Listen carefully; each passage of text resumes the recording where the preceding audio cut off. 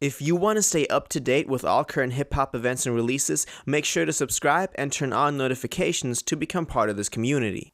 What's going on, everybody? So today we got another tier list, and this time around it's the tier list for Kendrick Lamar, something that I've announced quite a few times in the past, or that I know a lot of you were looking forward to, because I've done J. Cole, Drake, Kanye, Cudi, Logic, I think Eminem as well. So Kendrick is one of those big artists that are very influential in hip hop and have been over the past 10 years that were of course missing from that roster, and that I now want to start talking about more on this channel, and or at least make a tier list of. We have the tiers as you know, from S as being the best tier all the way through A, B, C, and then D being the worst. And I have these 5 records here that I'm gonna try to figure out to see where I'm gonna put these and rank them against each other. As always, let me know your ranking down in the comments. I'm really looking forward to talking to you guys about Kendrick and his discography, and what records you liked and which ones you didn't like and all that. So make sure to give me your tier list in the comments. We have 5 records, or 6 records, my bad. 6 records right here. We have 2017's Damn, we have 2012's Good Kid, Mad City, we have 2010's Overly Dedicated, we have 2011's Section 80, 2015's To Pimp a Butterfly, and 2016's Untitled Unmastered. Now, of course, Kendrick has so far only released 4 studio albums, namely his debut, Section 80, then Good Kid, Mad City, then To Pimp a Butterfly, and then Damn. So Overly Dedicated was his last mixtape that he did. He did 4, 5, 6 mixtapes, depending on if you count the collaborative mixtape with J-Rock, before that, which aren't listed here, but there was a tier list that also included those, but I thought it was really hard to I also found that hard in the previous ones to, rank up some old mixtapes that you can't really compare to a modern Kendrick album.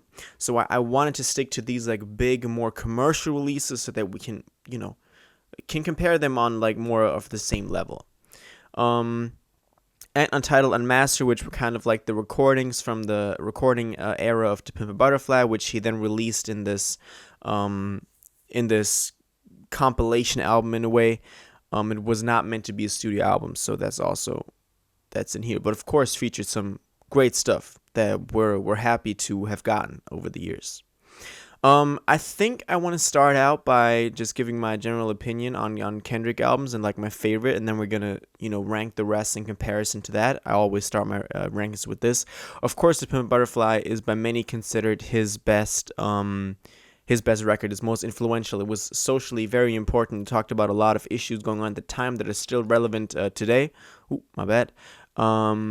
And it is a great piece of art that you should listen to from top to bottom. And if you have not given this album a listen, you should definitely do so, because it features some of his best work, some of his best, artistic vision that he creatively displayed in his music on this record, which is why it is considered by so many to be his best record.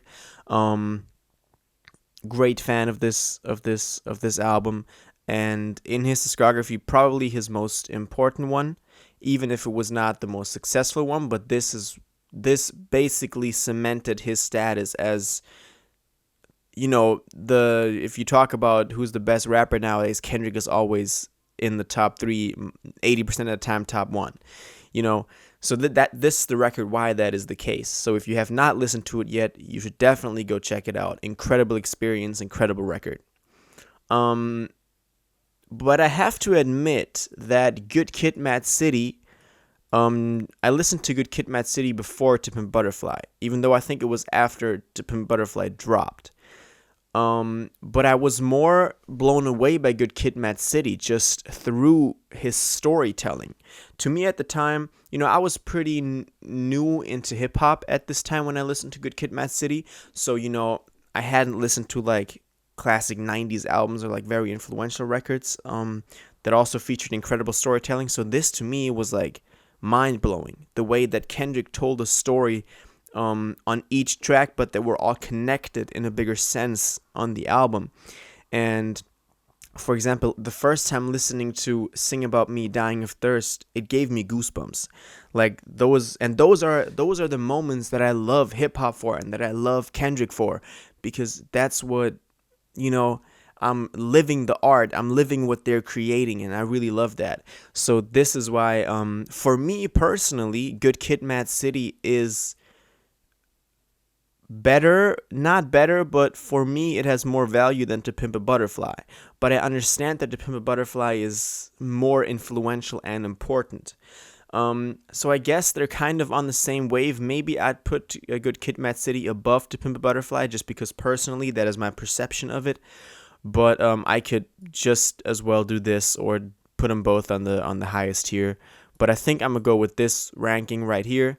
Even though that's kind of unfair to Pimp a Butterfly, because, you know, objectively, To Pimp a Butterfly is the superior record. But just from my personal perspective, this is how I would rank it.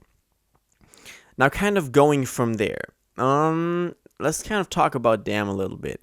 Damn is something that a lot of people didn't like when it first dropped, because it diverted again from the sound or the style that To Pimp a Butterfly had. It was more simplistic. Kendrick was saying more by saying less, and many people didn't like that, because on his past two records, Good Kid, Mad City, which kind of like, you know, that was like, oh, this kid is gonna be a legend. Then To Pimp a Butterfly was like, okay, he's the GOAT, you know.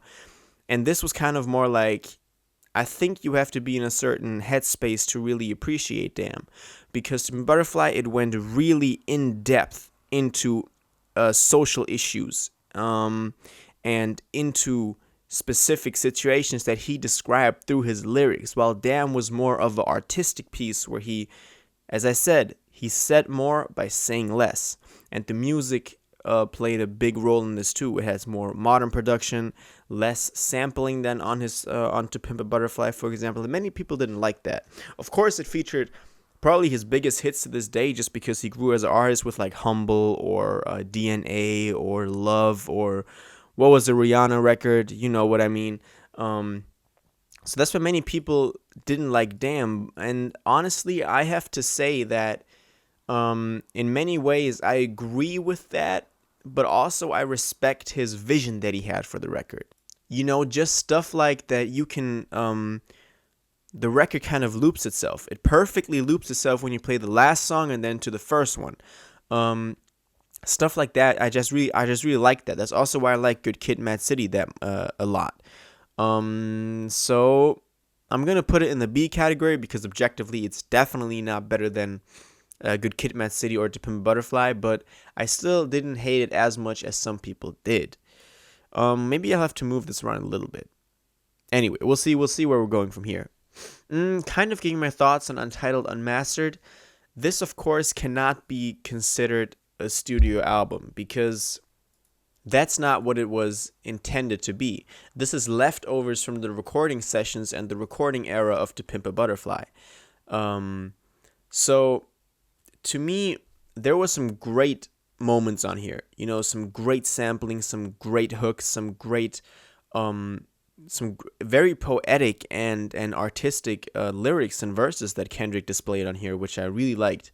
But in total, I think I would probably rank this below even the other ones, because you know, it's just the ideas are there, but as the album title says, they're not mastered.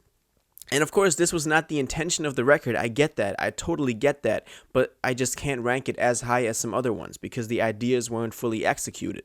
I'm still happy that Kendrick gave us that material, because as a fan, that's of course great to listen to. You know, I love to see what's going on in his head, and that was a great bridge to Damn then. But I just can't rank it as high as some of the other stuff. So that's why I'm putting it there. Now, we have Overly Dedicated and Section 80 left. And you know, I've talked about this with a friend recently, and I always say that Section 80 to me is just like a better version of Overly Dedicated, or OD, because Section 80 seemed more mastered and more coherent as a project, because obviously it was his first studio album. I think I'll put this here for now. We'll see where we're going. Great songs on here. Just the first couple of tracks on here. With like F Your Ethnicity and ADHD and No Makeup. No Makeup is such a good song. Yeah, but also like Kush and Corinthians and stuff like that with BJ the Chicago Kid. Those were some great moments on that record. And I love that. And Overly Dedicated, for example, or in contrast to this, I think the ideas were there, but it just wasn't executed as well as it was on Section 80. My highlights on Overly Dedicated are, for example, HOC, or what's that short song that was like an interlude? Alien Girl. That instrumental is wild. Like, I love that instrumental on Alien Girl. But yeah, as I said, Section 80 to me often feels like just a better version of Overly Dedicated, because it was around the same era that those were recorded, those two projects. And it featured the same style that Kendrick used back in the day, like the old Kendrick with like the different voice tones and stuff like that. They were very similar, just Section 80 had that little bit of polishing to it that was missing on Overly Dedicated. But of course, it's a studio album. It has a bigger budget than just a mixtape he dropped. And actually, I like this ranking that I have right here. You can definitely argue about this. I know people are gonna, blame me or roast me for not doing it this way or whatever. But that's just how I interpret this. So yeah, I think this is my final. This is my ranking, my Kendrick Lamar tier list. Let me know what yours is. As I said in the beginning, I want to talk to you guys about Kendrick. Let me know what your favorite songs of the projects were, what you generally like about Kendrick, and if you think that he's the GOAT. And yeah, let's talk in the comments. Until the next one, have an incredible day. If you watched this video to the end and liked it, and you want to stay up to date with all current hip-hop events and releases, make sure to subscribe, turn on notifications, hit that like button, and go follow my social media and blog down in the description. It really helps me out. Until the next one, y'all have an incredible day, and y'all take care.